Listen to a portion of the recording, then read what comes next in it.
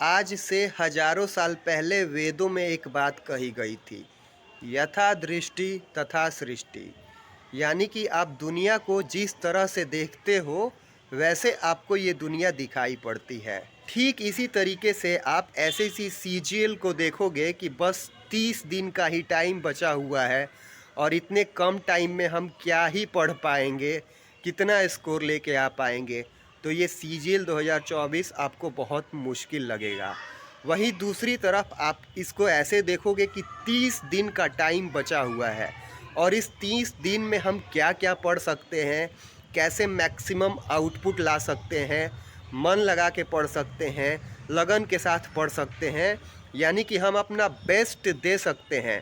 तो यही CGL 2024 tier 1 आपको बहुत आसान लगने लगेगा। हेलो एवरीवन, मैं ब्रजेश श्रीवास्तव एक्सपर्ट स्टडी पर आपका वेलकम करता हूं। आज के इस वीडियो में मैं अपनी जानकारी के आधार पे थोड़ा बहुत आप सबके साथ साझा करना चाहूँगा कि लास्ट के 30 डेज़ में हमारा क्या माइंडसेट होना चाहिए, कैसे प्रिपरेशन करें कि सीजीएल में एक अच्छा स्कोर लेके आ पाए। और सीजीएल ही नहीं, किसी भी एग्ज़ाम की आप प्रिपरेशन कर रहे हो, चाहे आरआरबी एनटीपीसी की हो या इसके इक्विवेलेंट और भी एग्ज़ाम हो, तो आप उन एग्ज़ाम में अच्छा परफॉर्म कर पाओगे। तो आप इस वीडियो को लास्ट तक ज़रूर देखना। और एक चीज़ कहना चाहूँगा कि ये चैनल बहुत ही छोटा है, अभी आपके सपोर्ट की आवश्यकता है। और आप जब भी सब्सक्राइब करते हो तो आपका एक सब्सक्राइब करना हमें इनकरेज करता है कि ज़्यादा से ज़्यादा बेहतरीन कंटेंट क्रिएट किया जाए। तो आप पहली बार इस चैनल पे आए हो तो सब्सक्राइब ज़रूर कर देना। सबसे पहले मैं बता दूं कि सीजीएल 2024 टीयर 1 का जो एग्ज़ाम है, इसको आप एक फेस्टिवल की तरीके से सेलिब्रेट करिए। हर दिन एक नए जोश के साथ, नए उमंग के साथ पढ़ाई करिए, क्योंकि हर वो सेकंड आप गवाओगे वो दोबारा नहीं मिलने वाला। और इतनी अच्छी वैकेंसी है और बहुत ही कम बार ऐसा देखा जाता है कि इतनी बढ़िया वैकेंसी आ पाती है। तो इस टाइम को आप बिल्कुल भी मत बीतने दीजिए। मतलब कि ये टाइम तो बीतेगा ही, लेकिन आपको मैक्सिमम आउटपुट लेके आना है, यानी कि आपको मन लगा के पढ़ाई करना है। और ये तभी पॉसिबल हो पाएगा जब आप इसको एक फेस्टिवल की तरीके से सेलिब्रेट करिएगा। मैं एक साथ मल्टीपल एग्ज़ाम की प्रिपरेशन कैसे कर पाता था, क्योंकि बहुत कन्फ्यूजन हो जाता है कि एक साथ आप IBPS, SSC and various types of exam की प्रिपरेशन करते हो। तो मैं उस टाइम ड्यूरेशन पे एसएससी सीजीएल को एक फेस्टिवल की तरीके से सेलिब्रेट करता था। हर दिन एक नए जोश के साथ, नए उमंग के साथ प्रिपरेशन करता था कि आज मॉक टेस्ट देना है और इसमें अच्छा स्कोर लाना है। बाय द वे, उसमें कम स्कोर आ गया तो अगले मॉक में अच्छा स्कोर लाना है और ज़्यादा एफर्ट लगाने हैं। तो आपको ऐसे पढ़ाई करनी होगी। साथ में अगर बहुत सारे कैंडिडेट क्या करते हैं कि जैसे ही अपना फ़ोन उठाते हैं तो रील्स देखने लगते हैं। अभी आपको अगले कुछ दिनों तक, जब तक आपका एग्ज़ाम है, रील्स आप ना ही देखें तो अच्छा है, क्योंकि रील्स देखकर कभी किसी का कुछ भला हुआ है क्या? हाँ, रील्स बनाने वाले का भला हो जाता है, लेकिन देखने वाले का शायद ही हो पाता है। तो आप अगर आप ऐसा चाहते हो कि सीजीएल 2024 टीयर 1 के रिजल्ट में आप अपना नाम देख पाओ, तो कुछ स्टेप्स को मैं बता रहा हूँ, इनको फॉलो ज़रूर करना। अभी जो ये टाइम बीत रहा है बहुत ही वैल्यूएबल टाइम है। और इस टाइम ड्यूरेशन में आप अगर सोचोगे कि कोई किताब पढ़ लिया जाए या कोई चैप्टर सॉल्व कर लिया जाए, तो ये सही स्ट्रैटेजी नहीं कही जाएगी, क्योंकि आप कितना भी प्रयास कर लो, आपके पास जितने भी रिसोर्स पड़े होंगे, आप उनको एक महीना में कभी कंप्लीट नहीं कर पाओगे। अगर प्रैक्टिकली इस चीज़ को देखा जाए तो आप उनको कंप्लीट नहीं कर पाओगे और उससे मैक्सिमम आउटपुट भी नहीं मिल पाएगा।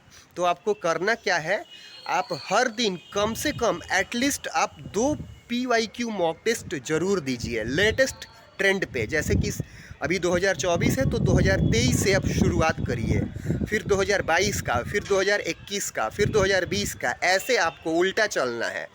यानी कि आपको लेटेस्ट ट्रेंड पे जो PYQ मॉक टेस्ट हैं उनको आपको बनाना है। कम से कम 2 PYQ मॉक तो देना ही देना है। एक PYQ मॉक देने में 1 घंटे का टाइम लगता है, 2 मॉक दोगे तो 2 घंटे का टाइम लगेगा। और सॉल्यूशन आप करोगे वो आपका टाइम होगा, आप किस हिसाब से सॉल्यूशन करते हो। लेकिन बहुत सारे कैंडिडेट ज़्यादा मॉक नहीं दे पाते हैं, थक जाते हैं। तो कम से कम आप उन PYQ मॉक को किताब की तरीके से ट्रीट करिए। आप समझिए कि वही आपका किताब है, वो मॉक नहीं है, वो किताब है। आपको उनको पढ़ना है, क्योंकि जब वो पढ़िएगा तो आपके दिमाग से वो इम्पॉर्टेंट क्वेश्चन जो कि एग्ज़ाम में पूछे गए हैं डिफरेंट टाइप के, सभी चैप्टर के, सभी टॉपिक के, आपके दिमाग से हो के गुजर पाएंगे और उनको आप याद भी कर सकते हो, क्योंकि उसी टाइप के क्वेश्चन एग्ज़ाम में पूछे जाने वाले हैं। तो आप काफ़ी कुछ आपका एग्ज़ाम से आप फेमिलियर हो पाओगे। अगर आपका एग्ज़ाम 10 बजे से हो रहा है तो कोशिश करिए कि मॉक टेस्ट भी 10 बजे से ही दें। अगर 1 बजे से हो रहा है तो ट्राई करिए कि 1 बजे से ही दें। यानी कि ये कैसे पता चल पाएगा, तो ये 15 दिन पहले जब एडमिट कार्ड आएंगे तो पता चल पाएगा। तो कुछ मॉक टेस्ट को उन टाइम ड्यूरेशन में दीजिएगा ताकि आप हैबिचुएट हो पाओगे। और बहुत सारे लोग मॉक टेस्ट देने के बाद थक जाते हैं, तो एक चीज़ मैं बता दूं कि आप जीके का PYQ का सेक्शनल मॉक दीजिए। एक दिन में आप 5 मॉक 10 मॉक भी दे सकते हो। जीके का PYQ का सेक्शनल मॉक, इंग्लिश का भी सेक्शनल मॉक PYQ का, आप उनको दीजिएगा तो एक दिन में 8-8 10-10 दे सकते हो। यानी कि यहाँ से आप मैक्सिमम आउटपुट लेके आ सकते हो।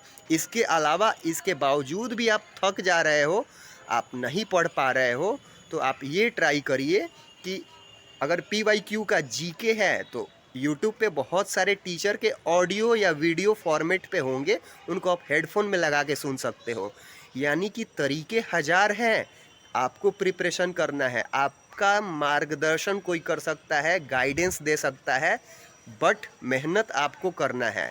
और मुझे ऐसा लगता है कि किसी भी कैंडिडेट ने अगर शिद्दत से मन लगा के लगन के साथ पढ़ाई करी अगले 30 दिनों तक एक डिसिप्लिन वे में, तो वो डेफिनेटली इस एग्ज़ाम को क्रैक करने जा रहा है और वो आसानी से इस एग्ज़ाम को क्रैक कर भी लेगा।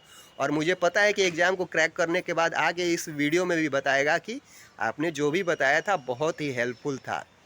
अभी मैं I am suffering from little bit fever, but मैं ट्राई किया कि अपने ऑडियंस को ज़रूर बताऊं ताकि उनका एग्ज़ाम टाइम है और इस एग्ज़ाम टाइम में वो मैक्सिमम चीज़ों को, मैक्सिमम आउटपुट लेके आ पाए, ज़्यादा से ज़्यादा पढ़ पाए। तो आपको बिल्कुल भी डाइवर्ट नहीं होना है, मन लगा के लगन के साथ पढ़ना है। और एक चीज़ मैं कहना चाहूँगा कि बहुत ही जल्द 4000 का फैमिली हो जाएगा, मुझे लगता है इस वीडियो के बाद हो ही जाएगा। तो आप सबको बहुत बहुत शुक्रिया कि आपने इतना सपोर्ट किया एक छोटे से चैनल को।